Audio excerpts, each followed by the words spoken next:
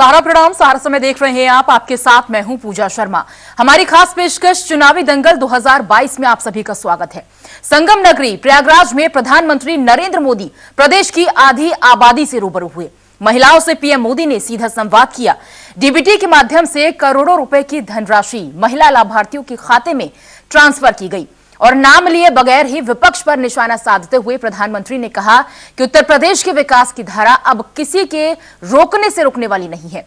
UP की महिलाओं ने ठान लिया है, अब वो पहले की सरकारों वाले दौर वापस नहीं आने देंगी। तो वहीं प्रधानमंत्री मोदी के भाषण के फौरन बाद प्रियंका गांधी का मीडिया में बयान आया। उन्होंने कहा कि यूपी कांग्रेस का नारा लड़की हूं लड़ सकती हूं की वजह से ही पीएम को देश की नारी शक्ति के आगे झुकना पड़ा है और यही वजह थी कि वो आज संगम नगरी में नारी शक्ति के बीच दिखे हैं। पीएम मोदी की सभा में लाखों की संख्या में महिलाओं ने शिरकत की।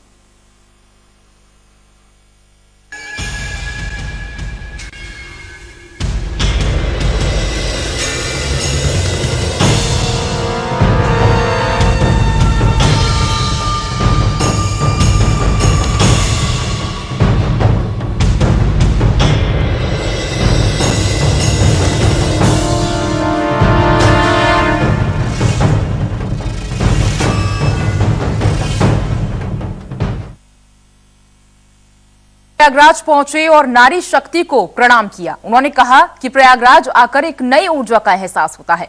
प्रयागराज सदियों से मातृशक्ति का प्रतीक है।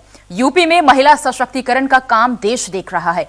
यूपी में बेटियों पर भरोसा बढ़ा है। डबल इंजन की सरकार में महिलाएं सुरक्षित हैं और पहले की सरकारें नहीं आने वाली हैं। महिलाएं परिवार ही नहीं बल्कि राष्ट्र की दिशा भी तय करती हैं। और इतना ही नहीं, महिलाओं के लिए चलाई जा रही तमाम योजनाओं का पीएम ने जिक्र किया और उन योजनाओं के फायदे भी बताए।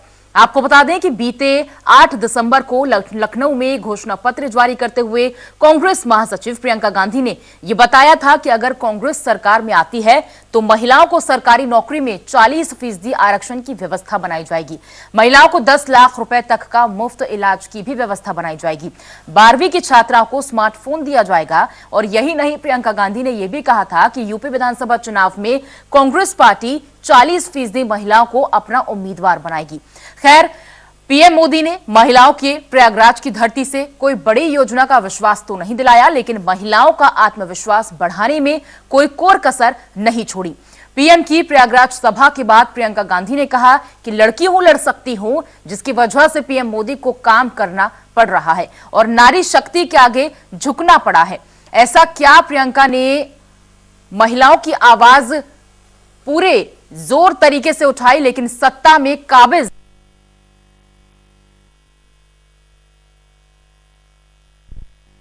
एक बड़ा सवाल है। वहीं क्या महिलाएं ये मानेंगी कि प्रियंका गांधी ने महिलाओं की आवाज उठाई तो सत्ता को झुकना पड़ा है? और इन्हीं सब विषयों पर करेंगे आज हम चर्चा परिचर्चा।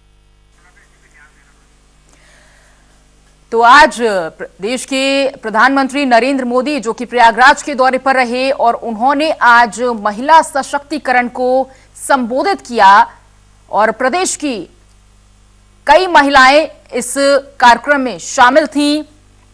महिला वोटर्स को साधने की जो राजनीति एक एंगल निकलकर सामने आ रहा है वो भी हमने देखा और अलग अलग राजनीतिक दल अलग अलग बातें यहां पर महिलाओं के लिए रख रही हैं। चूंकि अगर हम उत्तर प्रदेश की बात कर रहे हैं तो 2022 में चुनाव है और चुनाव से पहले हर समीकरणों को साधने की कोशिश हर राजनीतिक दल करता है, लेकिन उत्तर प्रदेश में अगर हम देख रहे हैं तो पुरुषों से ज्यादा माना जाता है कि महिलाएं वोट करती हैं और अगर एक घर से एक महिला निकलती है तो वो अपने पूरे महिला समूह को लेकर निकलती है। और इन तमाम तस्वीरों को ध्यान में रखते हुए कह सकते हैं कि हर नेता हर दल महिलाओं को साधने की पुरजोर कोशिश में लगा हुआ है।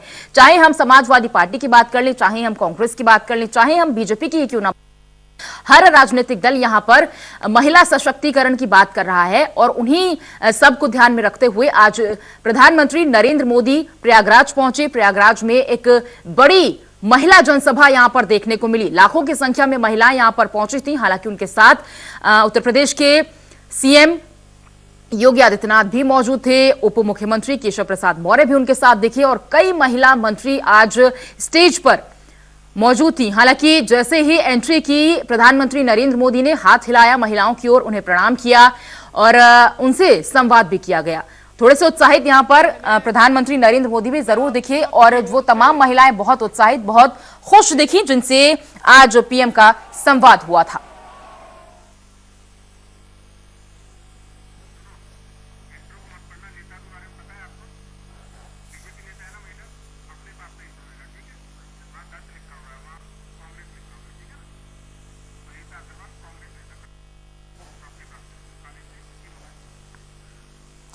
तो प्रधानमंत्री नरेंद्र मोदी प्रयागराज के दौरे पर थे और उन्होंने महिला सशक्तिकरण की कई बातें यहां पर सामने रखी हैं। पूरा गेस्ट हमारे साथ, पैनल हमारे साथ मौजूद है, उनसे हम करेंगे चर्चा। बीजेपी की ओर से अग्रवाल हमारे साथ मौजूद है, बहुत बहुत स्वागत है आपका।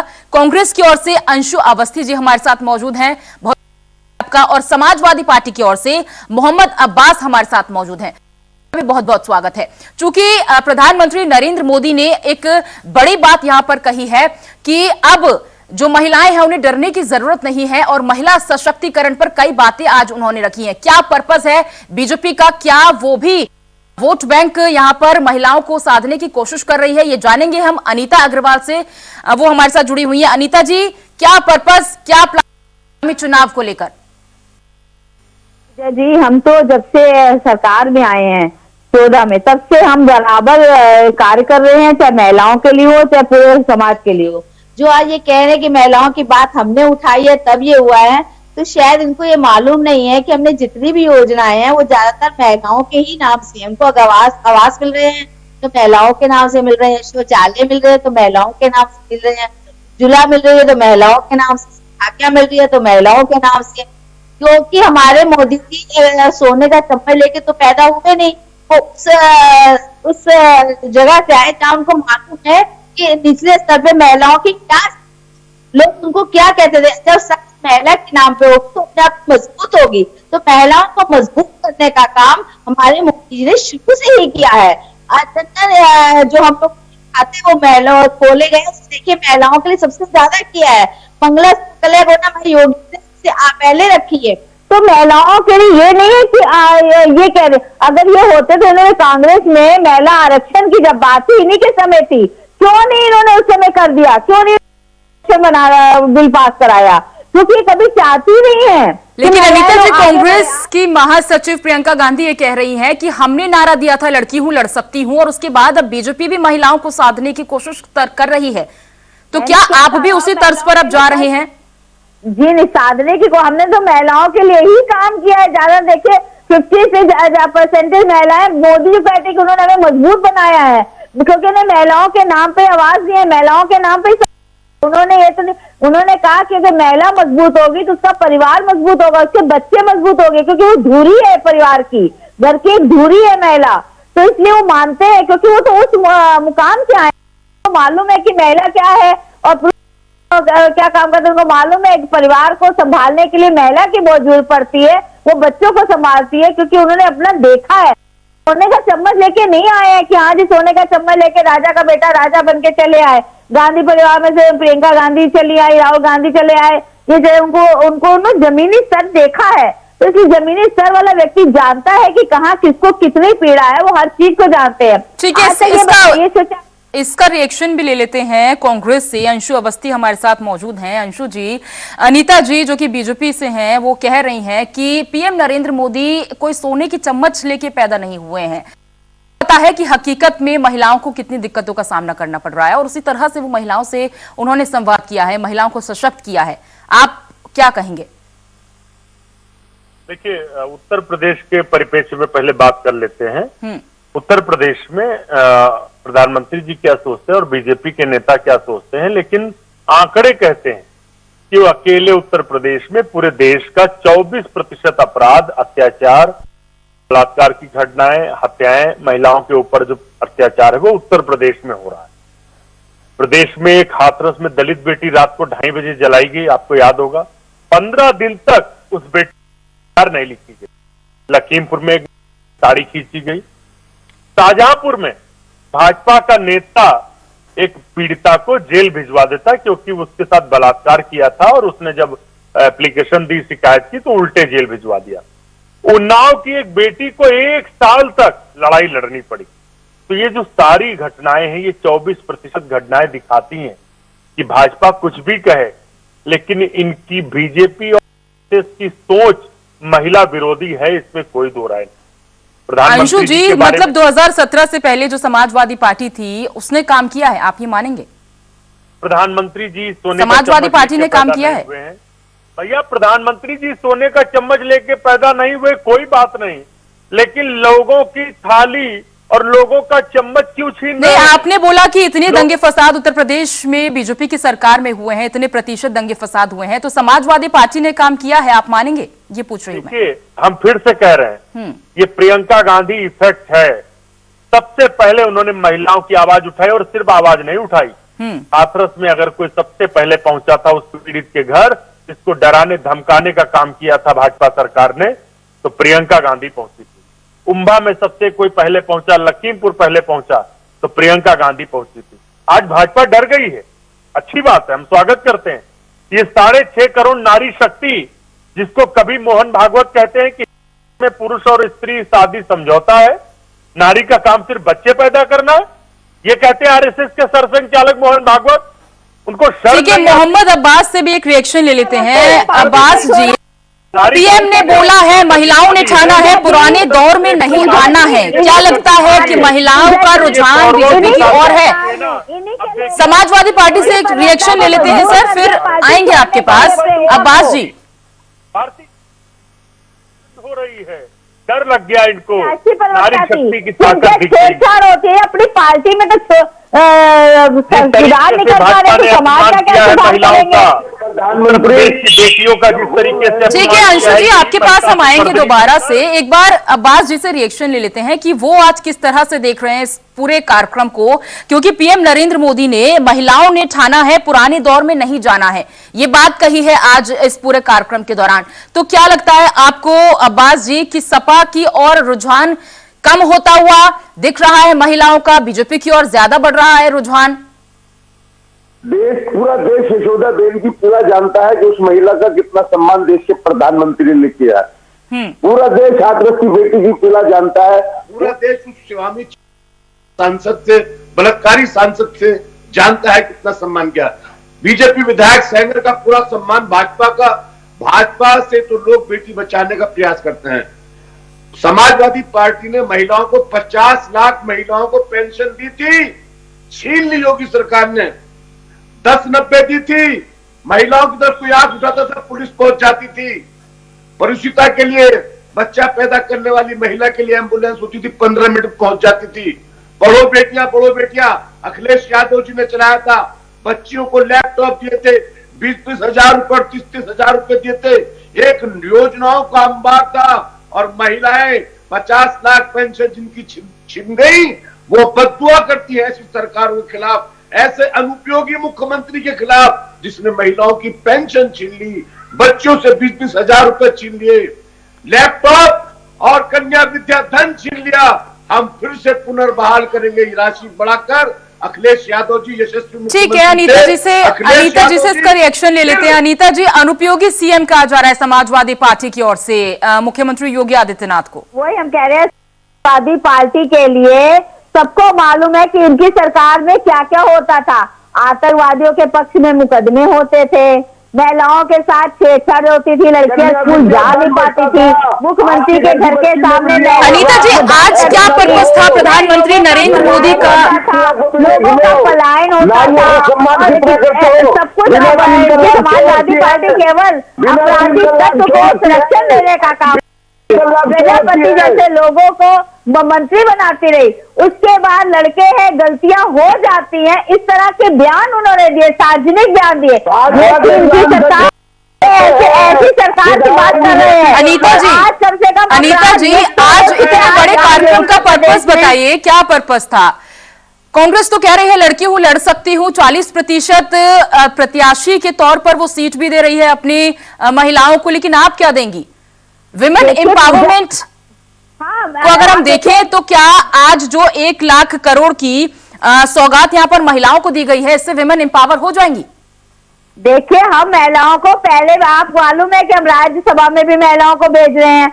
हमने वो विधायक भी सबसे ज्यादा हमारी पार्टी के हैं, जितनी मंत्री हमारी ही पार्टी की मंत्री बनी हुए हैं। तो ऐसा नहीं कि हम महिलाओं को नहीं बना रहे, लेकिन अब इनके पास कुछ है नहीं तो प्रलोभन दिए जा रही हैं, क्योंकि इनको मालूम है कि हमको तो कहीं आना नहीं है, बाकी बयान देने में क्या जाता है, हमने तो करके दिखाया है, हम प्रत्यक्षम किम प्रमाण, हम तो सामने हैं, हम तो प्रमाण दे रहे हैं आपको कि हमारे यहाँ महिलाएं सबसे ज्यादा विधायक है, सबसे ज्यादा मंत्री है, सबसे ज्यादा राज्यसभा है, हमारे यहाँ क्या कहते महिलाओं को गवर्नर भी बनाया गया। सब कहा हमने महिलाओं को पावर मिशन शक्ति हमारे योगी जी ने चलाया है, और इसलिए चलाया है कि जब तक हमारा दोनों पंख मजबूत होते हैं तभी ये पक्षी उड़ सकता है। जब महिला पुरुष दोनों मजबूत होंगे तो आगे ये तो हम मानते हैं, इसीलिए तो हम ये महिलाओं को आगे बढ़ा रहे हैं, मिशन शक्ति का क्या बिहार के विनिंग फॉर्मूला को आजमाने की कोशिश प्रधानमंत्री नरेंद्र मोदी उत्तर प्रदेश में भी लाने की कोशिश कर रहे हैं? क्योंकि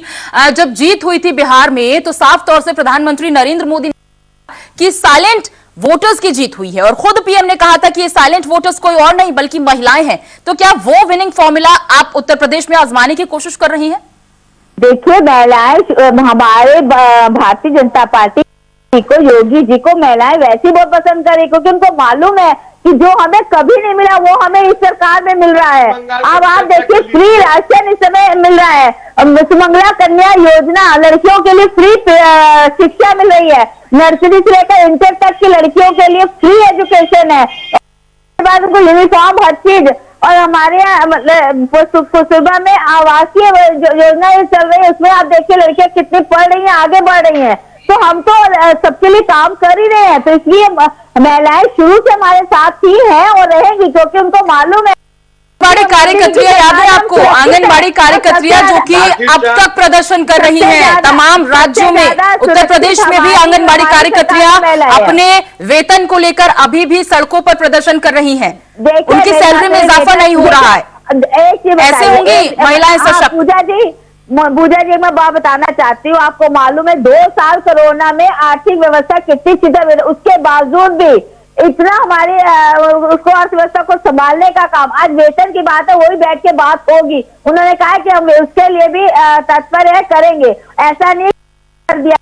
लेकिन ये कुछ अराजक तत्व ऐसे जो राजनीतिक पार्टियां विपक्ष की ऐसी जो ये मुद्दे को खड़ा कर, जिसे अंशु अवस्थी से पूछ लेते हैं, वो अभी कुछ क्या बताया, महिलाएं आज भी योगी जी के और मोदी जी के साथ है, क्योंकि उनको मालूम है जितने हम। ठीक है अंशु अवस्थी जी, अनीता जी कह रही हैं कि आज भी जो महिलाएं हैं वो मोदी जी के साथ हैं, योगी जी के साथ हैं, क्या लगता है आप? अनीता जी, कांग्रेस पार्टी ने जब वादा किया कि हम 40% टिकट देंगे, अब अनीता जी ये कह रही हैं कि आ नहीं रहे इसलिए ऐसा बोल रहे हैं। हम तो ये कह रहे हैं कि महिलाओं को, भारतीय जनता पार्टी को लगता है उनकी सरकार आने जा रही। आप बताइए ना कि आप महिलाओं को राजनीतिक भागीदारी कितनी देंगे? सिर्फ आप मंचों पे फूलमाला पहनाएंगे, झूठा सम्मान देंगे और उसके बाद आधी रात में बेटियों को जलवाएंगे? अरे कौन नहीं जानता है भारतीय जनता सरकार तो दोबारा बताइए ना कितने प्रतिशत टिकट देंगी? आधी आबादी को कितने प्रतिशत टिकट देगी भारतीय जनता पार्टी? जवाब दो। कर दिया गया है, हमने कहा 40% देंगे टिकट, बताइए ना कितने टिकट देंगे? राजस्थान की सत्ता को नहीं इधर उधर की बातें मत करिए, मुझे ये बताइए कि आप उत्तर प्रदेश के चुनाव में कितने टिकट देंगी? आप उत्तर प्रदेश के चुनाव में कितने टिकट देंगी आप बताइए? भाजपा तो सरकारें बहुत अच्छी चल रही है और आसारामों को सब जानते हैं, जो भरोसा है आसाराम जिस तरीके से जेल में है, आसाराम भी जेल में जाएंगे, आसाराम भी जेल में जाएंगे भ्रष्टाचार में। आपके आसाराम ने जो दुनिया को झांसा दिया है प्रदेश को आसाराम जाएंगे जेल। तो बता दीजिए अनीता जी, क्योंकि उत्तर प्रदेश में जो महिला वोटर हैं वो सियासी में काफी अहम निर्णायक रखती हैं, तो आप बता दीजिए कि आप कितना प्रतिशत सीट यहाँ पर महिलाओं को, क्योंकि कांग्रेस तो लगातार 40% वोट, माफ कीजिएगा, सीट देने की बात करिए, आप कितना प्रतिशत सीट देंगे महिलाओं? 50% हम जो है महिलाओं को बराबर की भागीदारी देते हैं, महिलाएं हमारे लिए बराबर के, और हमने अपने संसद में आज ही महिलाओं को बराबर भागीदारी दे रहे थे। संसद में देखिए हमारे पास महिलाएं सबसे ज्यादा, और हमने बताया सरकार में सबसे ज्यादा महिलाएं हमारी है, हम ही लोग उनको महिलाओं के एमएलए बनते हैं, मंत्री बनते हैं। हमारे समय आप देखिए किसी भी राज्य में देख लीजिए, ज्यादा भारतीय जनता पार्टी की सरकारें हैं। महिलाएं सबसे ज्यादा आगे है और महिलाओं को सबसे ज्यादा आगे दिया गया, टिकट दी गई। आने वाले समय भी ठीक है, तो मतलब महिला वोटरों पर सभी राजनीतिक दल की नजर हम देख रहे हैं। समाजवादी पार्टी का क्या प्लान है? समाजवादी पार्टी किस तरह से महिलाओं को तवज्जो देने जा रही है? क्योंकि अखिलेश यादव भी कह रहे हैं कि अगर हमारी सरकार आती है तो हम महिलाओं के लिए बहुत सारी योजनाएं लेकर आएंगे। खुद अखिलेश यादव ने कहा है, लेकिन क्या प्लान है झूठ बोल सकती है, झूठ समाजवादी पार्टी का? 50 महिलाओं को पेंशन दी गई थी, मौका लगेगा तो 1 करोड़ को दी जाएगी। झूठ बोल 30,000 कन्या विद्याधन मिलता था, उसे 30,000 कर दिया जाएगा। लैपटॉप बांटे गए थे, स्मार्टफोन। सर लैपटॉप बांटे 5 साल हो गए, अब कुछ नया बताइए। अब महिलाओं के लिए क्या काम किया जाएगा? 45% कह सकते हैं कि जो महिलाएं होती है वो वोट देती है, 45% महिलाएं उत्तर प्रदेश में। अब कुछ नया बताइए, लैपटॉप से हट जाते हैं। आतंकवादियों के पक्ष में मुकदमे कराए जाएंगे, यहाँ पे दंगे होंगे, पलायन होगा। इनकी सरकारों में तो आम कहानी है, आम बात है। समाजवादी सरकार में ही आम बात है कि दंगे होना, आतंकवादियों के पक्ष मुकदमे होना, कारसेवकों पे गोलियां चलाना, आम बात है। इसलिए आज जो बता रहे हैं 4 साल में अपराधी हो गए, एक महिला को जो व्यक्ति सम्मान नहीं दे सकता, बढ़ावा देता है। इनका सुरक्षा में अपराधियों को मजबूत हौसले बुलंद करता है। आज हमारे हौसले अपराधी जेल के अंदर है और ये इससे परेशान है। इनको दिक्कत है कि इन्हीं के बसाए हुए अपराधियों चल गए हैं, जो लोग एक महिला बोलेंगे। और आज भी आप लीजिए, इनके ही नेता ऐसे जो कहते हैं लड़कियों से गलतियां हो जाती, जो इस तरह उनके लिए क्या उम्मीद कर सकते हैं? क्या उम्मीद करेंगे आप? जनता से किया जा रहा है, स्थिति साफ है। अरे बेरोजगारी क्या है, आजम खान जो किसानों के हैं,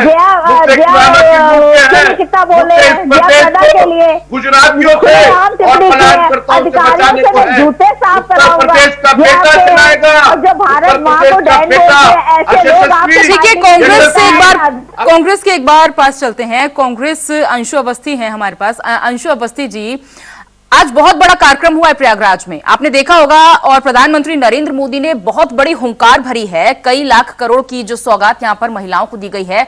आपने जो नारा दिया, लड़की हूं लड़ सकती हूं, क्या लगता है पीछे होता हुआ नजर आ रहा है या फिर टक्कर बराबर की आप समझ रहे हैं? देखिए, बात नारों की और सम्मेलनों की नहीं। नारा दिया है, उससे लड़कियों में एक आशा जगी है। प्रियंका गांधी जी उत्तर प्रदेश में 6.5 करोड़ नारी शक्ति का एक उम्मीद और आशा बनकर सामने आई। सवाल ये है कि राजनीतिक भागीदारी कितनी दी जा रही, क्योंकि हम बात करते हैं कि वो अर्धांगिनी है, आदि शक्ति है, समाज का आधा हिस्सा है। बिना उनके, हमारी बहन बीजेपी की अनीता जी ने भी कहा कि बिना उनके विकास नहीं हो सकता। तो राजनीतिक रूप से महिलाओं का विकास कैसे हो, इसके लिए ज्यादा से ज्यादा महिलाओं को राजनीतिक भागीदारी मिले, इसके लिए हमको सुनिश्चित करना पड़ेगा कि हम उनको टिकट दें। कांग्रेस पार्टी ने इसीलिए कि राजनीति में उनकी भागीदारी हो। इससे पहले भी राजीव गांधी जी ने पंचायत अधिनियम के तहत महिलाओं को आरक्षण। अंशु जी, 40% महिलाओं को टिकट देकर आप महिलाओं को साधने की कोशिश कर रहे हैं, उन्हें लुभाने की कोशिश कर रहे हैं। इससे पहले केंद्र में भी तो आपकी सरकार रही थी, क्या किया था आपने? सोनिया गांधी अध्यक्ष रही हैं, क्या किया था आपने? देखिए, मैं बता रहा हूँ, ये कोई साधने या कोई लालच या प्रलोभन देने की बात नहीं, ये उत्तर प्रदेश की नारी को राजनीतिक प्रतिनिधित्व देने की बात।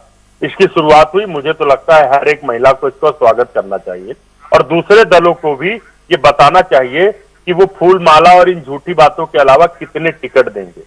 कांग्रेस पार्टी की जब केंद्र में सरकार थी, आप याद करिए, 33% महिलाओं को राजनीति में आरक्षण संसद में लाए।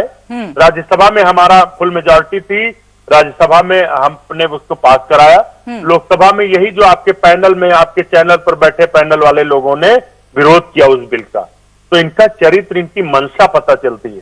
इनको ये नहीं देना चाहते सम्मान। हम तो कहते हैं हमने दिया है 40%। आधी आबादी कांग्रेस को वोट क्यों देगी 2022 में? लालच का नहीं है, हम तो कह रहे मौका है। पूजा जी, हमने लालच दिया है महिलाओं को, बीजेपी भी लालच दे दे कि हम देंगे 40।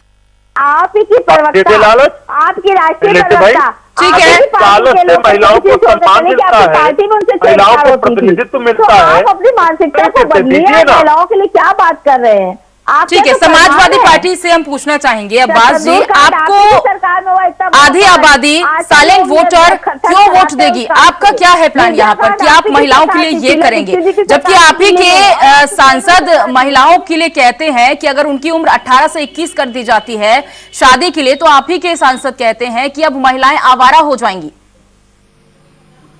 देखिए, वोट लेने के लिए उम्र 18 हो तो ठीक, शादी की 21 क्यों वोट की भी 21 कर दीजिए, पढ़ने दीजिए उन्हें। सर, वोट देना और शादी के बाद जो जिम्मेदारियां होती है बहुत अंतर है। आप कंपेयर नहीं कर सकते दोनों को, आप कंपेयर नहीं दोनों को, वोट देने की उम्र को और शादी करने की उम्र को आप कंपेयर नहीं कर सकते सर। मेरी बहस है नारी देने की। मैं बता देना चाहता हूं, 50 लाख पेंशन दी थी अखिलेश यादव नारियों को। ठीक है सर, थोड़ा समय की कमी है, थोड़ा संक्षिप्त में बताइए हमें। आपको आधी आबादी वोट क्यों दे? आप तो कह रहे हैं कि 21 साल अगर कर दी उम्र तो आवारा हो जाएंगी, तो आपको क्यों देंगी महिलाएं वोट? योजना में भी देंगे, हमने दिया है, हम ही देंगे। अखिलेश यादव जी को आने तो दीजिए, 2022 का चलने तो दीजिए। ठीक है अंशु जी, आपको महिलाएं क्यों वोट देंगी? आपका हम मास्टर प्लान रहे हैं, एक संक्षिप्त में आखिरी रिएक्शन आपसे जानना चाहेंगे, समय की कमी। उत्तर प्रदेश में लगातार घटनाएं हुई हैं, महिलाओं पर अत्याचार हुआ है। कांग्रेस पार्टी प्रियंका गांधी जी लगातार महिलाओं के सशक्तिकरण पे काम कर रही हैं। हमने 40% टिकट देने की बात कही, उनकी राजनीतिक भागीदारी बढ़ाने की बात कही है। स्मार्टफोन, स्कूटी, महिलाओं की बस में मुफ्त यात्रा, आंगनबाड़ी आशा बहु कार्यकर्तियों को 10,000 वेतनमान, विधवा पेंशन बढ़ाकर 1,000। कांग्रेस पार्टी की सरकार। ठीक है अनीता जी, आप बताइए आखिरी रिएक्शन आपसे। अगर हम जाने तो यूपी में साइलेंट वोटर किसके साथ है? आपके साथ है अगर तो क्यों है? और 2022 में आपको महिला वोटर क्यों वोट दे? हाँ, मैंने कहा ना, महिलाएं जो है प्रलोभन में नहीं आने वाली, वो वास्तविकता जानती हैं। मालूम है कि जितना हम इस सरकार में सशक्त हुए ऐसा शायद कभी नहीं हुए, क्योंकि पूर्ण रूप से सशक्त हो रही है। निचले आत्मनिर्भर महिलाएं बन रही हैं, अपना बिजनेस कर रही हैं, अपना आवास ले रही है, अपना सब। उनको मालूम है कि आज जितने हम मजबूत हुए हैं इतना किसी सरकार में नहीं हुए, इसलिए वो जानती है प्रलोभन में नहीं आने वाले। उसको मालूम है योगी सरकार, मोदी सरकार। तो देखिए, महिलाओं को लुभाने की कोशिश यहाँ पर हर राजनीतिक दल कर रहा है। बीजेपी की ओर से भी बहुत सारी यहाँ पर कह सकते हैं कि अभियान निकाले गए हैं। कांग्रेस की ओर से भी लड़की हूं लड़ सकती हूं नारा दिया जा रहा है। समाजवादी पार्टी भी यहाँ पर अलग अलग तरीके की बातें महिलाओं को लुभाने की कोशिश में लगातार जुटी हुई है। लेकिन 2022 में आखिर जो रुझान है यहाँ पर साइलेंट वोटर्स का, महिलाओं का, वो किसकी ओर जाता है, ये देखने वाली बात होगी। फिलहाल आप तीनों मेहमानों का मैं बहुत बहुत शुक्रिया कर रही हूं, हमारे साथ इस चर्चा में आप सभी शामिल हुए। दंगल 2022 दीजिए इजाजत। सारा